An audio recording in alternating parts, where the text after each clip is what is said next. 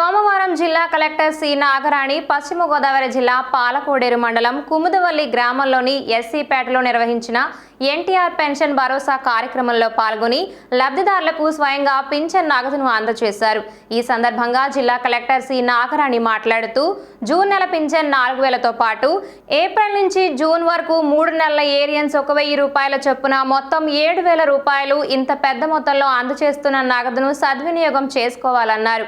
ఇచ్చిన నగదు సరైన రీతిలో సద్వినియోగం చేసుకున్నప్పుడే ప్రభుత్వ లక్ష్యం నెరవేరుతుందన్నారు. వృద్ధులు, వికలాంగులు, ఒంటరి మహిళలకు ఆర్థిక భరోసా కల్పించడమే లక్ష్యంగా ప్రభుత్వం అడుగులు వేస్తోందన్నారు.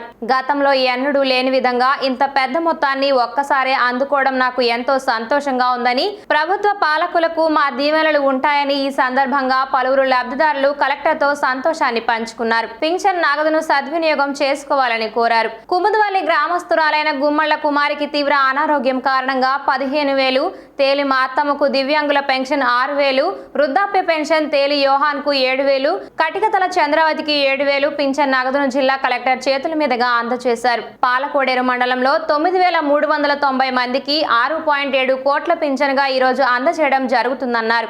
ఈ కార్యక్రమంలో DRDA PD MSS Venugopal, MPO T Muralikrishna, తహసీల్దార్ నాగార్జున, ఇన్ఛార్జ్ ఎంపీడీఓ శ్రీనివాసరాజు, గ్రామ సర్పంచ్ భూపతిరాజు కృష్ణంరాజు, ఉప సర్పంచ్ వడ్లపూడి బాబ్జీ, స్థానిక నాయకులు మధుసూదనరాజు, బలరామకృష్ణరాజు, గోపాలకృష్ణంరాజు, పాలకోడేటి శ్రీనివాస్, పిట్టి తదితరులు పాల్గొన్నారు.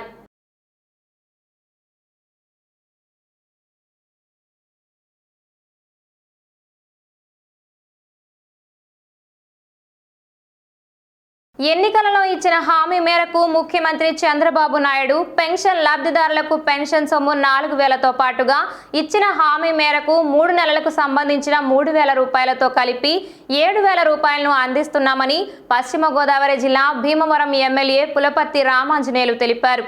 ఎన్టీఆర్ భరోసా పథకంలో భీమవరంలో పెన్షన్దారులకు పెన్షన్ సొమ్మును ఎమ్మెల్యే పులపర్తి రామాంజనేయులు పంపిణీ చేశారు.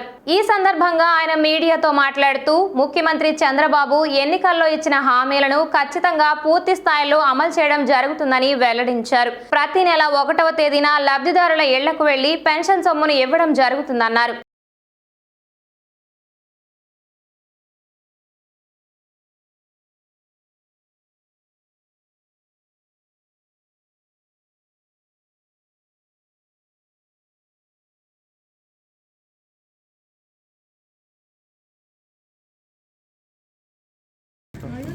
చంద్రబాబు నాయుడు గారు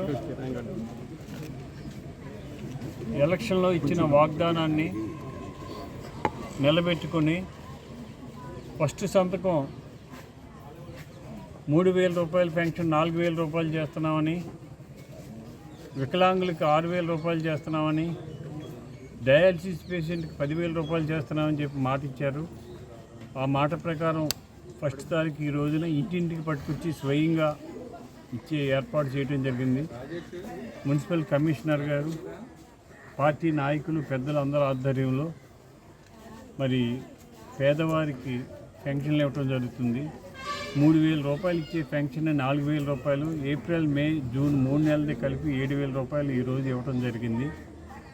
4,000 రూపాయలు నెలకి ఇవ్వటం అంటే సంవత్సరానికి 48,000 రూపాయలు ఒక పేద తల్లికి ఇచ్చినట్లు అవుతుంది. ఆ పేద తల్లి సుఖంగా బతికే విధంగా 48,000 రూపాయలు అంటే సంవత్సరానికి 3 ఎకరాలు ఆస్తి ఉన్నట్లు లెక్క. చంద్రబాబు నాయుడు గారు ఆ తల్లికి పవన్ కళ్యాణ్ గారు 3 ఎకరాలు ఆస్తి ఇచ్చినట్లు లెక్క. వారందరూ కూడా సుఖంగా సంతోషంగా బతకాలని మన చంద్రబాబు నాయుడు గారు ఫస్ట్ సంతకం చేయటం చాలా ఆనందదాయకం. ఇచ్చిన మాట నిలబెట్టుకున్నందుకు చంద్రబాబు నాయుడు గారికి, పవన్ కళ్యాణ్ గారికి అందరికీ కూడా అభినందనలు తెలియజేస్తుంది. భీమవరం పట్టణంలోని పంచారామ క్షేత్రమైన శ్రీ ఉమా సోమేశ్వర జనార్దన స్వామి ఆలయంలో ప్రత్యేక పూజలు చేసిన కేంద్ర మంత్రి శ్రీనివాస వర్మ మీడియాతో మాట్లాడారు. విశాఖ ఉక్కు పరిశ్రమను పరిరక్షించే విధంగా చర్యలు తీసుకుంటామని అన్నారు.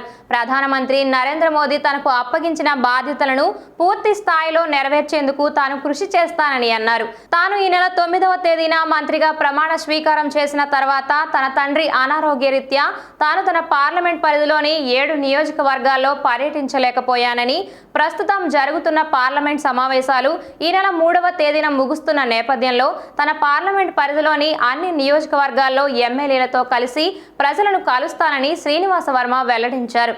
ఈ నెల 28వ తేదీన ప్రధానమంత్రి నరేంద్ర మోదీ తన నివాసంలో మంత్రులతో ప్రత్యేక సమావేశాన్ని నిర్వహించి శాఖల పరంగా తాము ఏ విధంగా ముందుకు వెళ్లాలనే విషయాన్ని తెలియచేయడం జరిగిందన్నారు.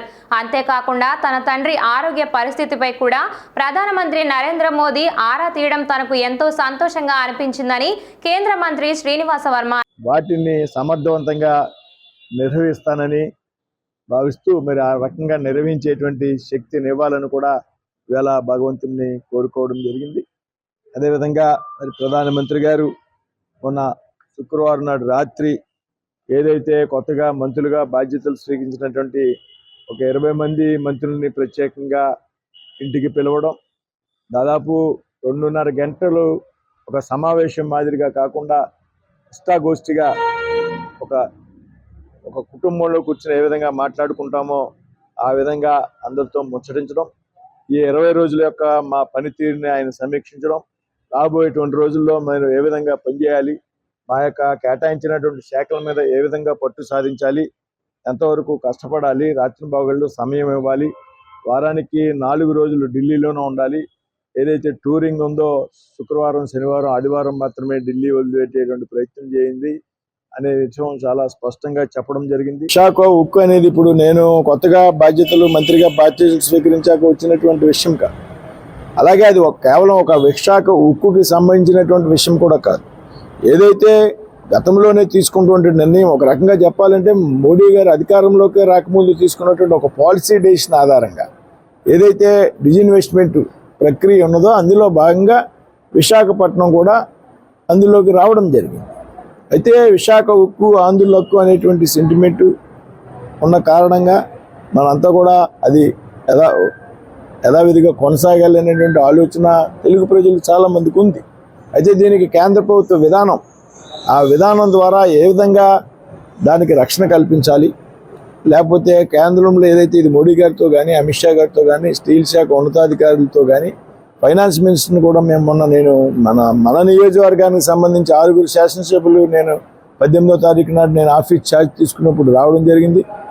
నూతన ప్రభుత్వం వచ్చిన తర్వాత సీఎం నారా చంద్రబాబు నాయుడు ఇచ్చిన మాట ప్రకారం ముఖ్యమంత్రి అయిన 15 రోజుల వ్యవధిలోనే ఏప్రిల్, మే, జూన్ 3 నెలలు మరియు జూలై నెల కలిపి మొత్తం 7,000 రూపాయల పెన్షన్ లబ్ధిదారులకు ఉదయం 6 గంటల నుంచి అందించే కార్యక్రమం చేపడుతున్నారని, ఇచ్చిన మాట తప్పకుండా జూలై 1 తెల్లవారుజాము నుంచి అవ్వలకు, తాతలకు, అక్కలకు, చెల్లెమ్మలకు పెన్షన్ అందించే కార్యక్రమం రాష్ట్ర వ్యాప్తంగా నిర్వహించారని తెలుగుదేశం, జనసేన, బీజేపీ నాయకులు మద్దుల రాము, గంటా త్రిమూర్తులు అన్నారు. ఈ సందర్భంగా ఆయన మీడియాతో మాట్లాడుతూ భీమవరం నియోజకవర్గం ఎమ్మెల్యే పులపర్తి రామాంజనేయులు ఆదేశాల మేరకు ఈరోజు భీమవరం పట్టణం 14, 18, 1, 2, 3 వార్డుల్లో తెలుగుదేశం, జనసేన, బీజేపీ నాయకులు మద్దుల రాము, గంటా త్రిమూర్తుల ఆధ్వర్యంలో ఈ పెన్షన్ కార్యక్రమం ఇంటింటికి వెళ్లి అందజేశారు. ఈ సందర్భంగా 18వ వార్డులో CM Chandrababu, deputy CM Pawan Kalyan, MLA అంజుబాబుకు పెన్షన్దారుల సమక్షంలో భీమవరపు పెద్దిరాజు, హైమావతి ఆధ్వర్యంలో ఆనంద ఉత్సవాల మధ్య పాలాభిషేకం నిర్వహించారు. ముఖ్యమంత్రి నారా చంద్రబాబు నాయుడు, ఉప ముఖ్యమంత్రి పవన్ కళ్యాణ్ ఇచ్చిన మాట ప్రకారం ప్రభుత్వం అధికారంలోకి రాగానే ఒక నెల పెన్షన్ 4,000 రూపాయలు, ముందు 3 నెలల పెన్షన్ 3,000 రూపాయలతో కలిపి 7,000 అందుకోవడంతో ఆనంద ఉత్సవాల్లో మునిగి తేలారు. ఈ కార్యక్రమంలో ఇందుకూరి సుబ్రహ్మణ్యరాజు, గూడూరి సుబ్బారావు, నేదునూరి గంగాధర్ తిలక్, పడమటి నరసింహమూర్తి, మద్దుల మావుళమ్మ, అలుమోలు కొండ, దొంగ వెంకటేశ్వరరావు, యలమంచిలి శ్రీను, గొల్లగాని దుర్గారావు, జనసేన నాయకులు త్రివిక్రమ్, అమరపల్లి నాని, పగడాల ప్రసాద్. మరి ఆయన ఆశయాలకు అనుగుణంగా మరి ఏదైతే కొన్నిదల పవన్ కళ్యాణ్ గారు ఉన్నారో, ఈ రాష్ట్రాన్ని అభివృద్ధి చేసేది ఏకైక నాయకుడు నారా చంద్రబాబు నాయుడు గారని ఆయనతో చెయ్య కలిపి ఈ రాష్ట్రాన్ని అభివృద్ధి చేయాలి. ప్రతి అక్కకి, చెల్లికి, తల్లికి, తమ్ముడికి, అన్నకి తోడుగా ఉండాలంటే చంద్రబాబు నాయుడు గారితోనే ప్రయాణించాలని చెప్పి అంకితమైన భావంతో నమ్మి ఇవాళ నారా చంద్రబాబు నాయుడు గారు, పవన్ కళ్యాణ్ గారు ప్రతి ఇంట్లో కూడా స్థిరస్థాయిగా నిలిచిపోయే విధంగా మరి ఈ రోజున ప్రతి ఇంటికి కూడా ఒక పెద్ద కొడుకుగా ఈ రోజున జూలై 1వ తారీఖున ఏదైతే ఆయన అన్న మాట ప్రకారంగా ప్రతి ఇంటికి 4,000 పెన్షన్ పంపుతాను. అలాగే ఏప్రిల్, మే, జూన్ కలిపి ఆయన ముఖ్యమంత్రి అవ్వక ముందు కూడా 1000 రూపాయలు పెంచి 7,000 రూపాయలు ప్రతి అవ్వకి, తాతకి, అమ్మకి అందరికీ ఇస్తూ, అలాగే వికలాంగుల పెన్షన్ కూడా ఏదైతే 3,000 రూపాయలు ఉండేది, మరి ఇవాళ 3 9,000, 6,000 చేసి వికలాంగులకి 15,000 వికలాంగులకి, అలాగే ప్రతి ఇంటికి కూడా పంపిన ఘనత నారా చంద్రబాబు నాయుడు గారిది. మరి ఆయన ఆశయాలకు అనుగుణంగా మరి ఏదైతే కొనిదెల పవన్ కళ్యాణ్ గారు ఉన్నారో, ఈ రాష్ట్రాన్ని అభివృద్ధి చేసేది ఏకైక నాయకుడు నారా చంద్రబాబు నాయుడు గారని ఆయనతో చెయ్య కలిపి ఈ రాష్ట్రాన్ని అభివృద్ధి చేయాలి. ప్రతి అక్కకి, చెల్లికి, తల్లికి, తమ్ముడికి, అన్నకి తోడుగా ఉండాలంటే చంద్రబాబు నాయుడు గారితోనే ప్రయాణించాలని చెప్పి అంకితమైన భావంతో నమ్మి ఇవాళ నారా చంద్రబాబు నాయుడు గారు, పవన్ కళ్యాణ్ గారు ప్రతి ఇంట్లో కూడా స్థిరస్థాయిగా నిలిచిపోయే విధంగా మరి ఈ రోజున ప్రతి ఇంటికి కూడా ఒక పెద్ద కొడుకుగా, పెద్ద అల్లుడిగా, అలాగే ప్రతి బిడ్డగా కూడా మరి ఆయన నిలిచిపోయారంటే ఇవాళ ప్రతి ఇంటికి కూడా చరిత్రలో నారా చంద్రబాబు నాయుడు గారు, పవన్ కళ్యాణ్ గారు ఉంటారు. అలాగే ఏదైతే జగన్మోహన్ రెడ్డి ఒక అవకాశం ఇవ్వండి అని చెప్పి పాదయాత్ర చేసి మరి అందరినీ మోసపూర్వకమైన మాటలు చెప్పి మరి దగాకోరు మాటలతో భగవంతుడు తర్వాత భగవంతుడిగా డాక్టర్ను కొలుస్తారు. సమాజంలో డాక్టర్కి మంచి గుర్తింపు ఉందని, సామాజిక మాధ్యమాల్లో నిరుపేదలకు, నిర్భాగ్యులకు ఉచిత వైద్య సేవలు చేసిన వాళ్ళు ఎంతో మంది ఉన్నారని, అందులో భీమవరం డాక్టర్ గోవింద్ బాబు ఒకరని, HIV పేషెంట్లకు వైద్యం చేయడం మాటల్లో చెప్పలేనిదని, ప్రపంచ డాక్టర్ దినోత్సవం సందర్భంగా డాక్టర్ గోవింద్ బాబుని గౌరవించుకోవడం మా అదృష్టంగా భావిస్తున్నామని భీమవరం బార్ అసోసియేషన్ ఉపాధ్యక్షులు బంటుమిల్లి కృష్ణ, ప్రముఖ సీనియర్ పాత్రికులు ఆదిత్య బాబీ అన్నారు. ఈ మేరకు భీమవరం నాచువారి సెంటర్లో వారి శ్వేత నర్సింగ్ హోంలో డాక్టర్ గోవింద్ బాబుకి గౌరవపూర్వకంగా శాలువా కప్పి, పూలదండలు వేసి పళ్లు అందించి డాక్టర్స్ డే శుభాకాంక్షలు తెలియజేశారు. ఈ సందర్భంగా అభ్యుదయ మహిళలు హైమావతి, సత్యవేణులు మాట్లాడుతూ గత 4 దశాబ్దాలుగా ఎంతో మందికి వైద్య సేవలు అందించి సమాజంలో అమితమైన పేరు ప్రఖ్యాతులు సంపాదించారని, అది కేవలం ఆయన నిరుపేదల పట్ల ఉచిత వైద్య సేవలేనని, అటువంటి వారిని గౌరవించడం చాలా ఆనందంగా ఉందని, రానున్న కాలంలో మరిన్ని వైద్య సేవలు అందించాలని కోరారు. ఈ కార్యక్రమంలో శ్రీ పంచముఖ ఆంజనేయ స్వామి ఉత్సవ కమిటీ సభ్యులు దూడ శ్రీనివాస్, యాతం గణేష్, కృష్ణ తదితరులు పాల్గొన్నారు. రెండో భగవంతుడు డాక్టర్ గారు అంటే వైద్యులు. ఎందుకంటే భగవంతుడు ప్రాణాన్ని సృష్టిస్తే ఆ ప్రాణాన్ని కాపాడే బాధ్యత రెండో భగవంతుడిగా వైద్యులు కప్పెట్టారు. మరి ఈరోజు వరల్డ్ డాక్టర్స్ డే అంటే ప్రపంచ వైద్యుల దినోత్సవం. ఈ సందర్భంగా మరి వైద్య రంగంలో సేవలు అందిస్తున్నటువంటి వైద్యుల్ని మనం అభినందనతో సత్కరించవలసిన బాధ్యత పడుతుంది. మరి ఈ కోవకు చెందిన భీమవరం పట్టణంలో గత 30 సంవత్సరాల కింది ప్రాక్టీస్ చేయడమే కాకుండా మరి ముఖ్యంగా రిట్రో వైరస్ మరి HIV పేషెంట్ కోసం ఎన్నో కార్యక్రమాలు చేసిన డాక్టర్. ఎంత పెద్ద జబ్బు అయినా సరే భయపడినటువంటి వ్యక్తులు HIV వైరస్ కంటే భయపడతారు. ఎందుకంటే దాని జోలికి ఎవరు కూడా ముందుకు రారు. అటువంటి డాక్టర్ ఆ వైద్యం చేయడమే కాకుండా గవర్నమెంట్లో మరి ఆ పేషెంట్లకి చాలామంది చేత డొనేషన్ ఇప్పించి ఆయన కూడా అనేక కార్యక్రమం చేయడం జరిగింది. మరి ఈ సందర్భంగా ఇటువంటి వైద్యుల్ని మనం అభినందించుకోవాల్సిన విషయం అంతా ఉంది. కాబట్టి ఈ సందర్భంగా డాక్టర్ గారిని అభినందించడానికి మేము అందరూ వచ్చామండి. పట్టణంలో ఉన్నటువంటి మాజీ కౌన్సిలర్లు, మరి స్వచ్ఛంద సంస్థ నాయకులు అందరూ రావడం జరిగింది.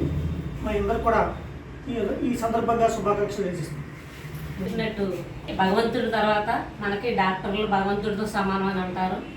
అలాగా ప్రతి మనిషి కూడా డాక్టర్తో మమేకమై అలా అన్నీ కూడా చేస్తారు.